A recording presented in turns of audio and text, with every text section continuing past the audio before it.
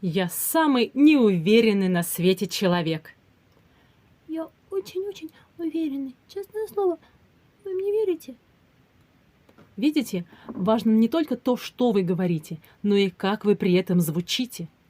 Наш голос – это инструмент, но не только инструмент музыкальный, но и инструмент влияния для тех, кто умеет им пользоваться.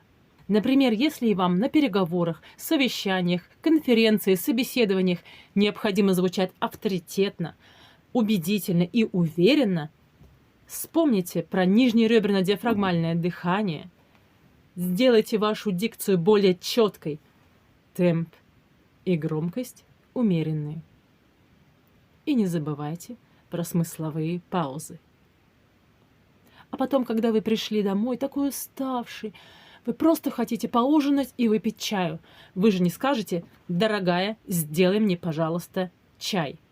Вы скажете: «Дорогая, сделай мне, пожалуйста, чай». И вам сделают чай.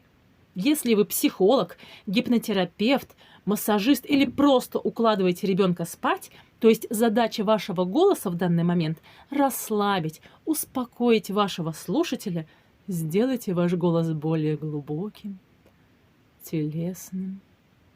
Добавьте придыхание. Не нужно делать вашу речь эмоционально выразительной, такой интонационно богатой.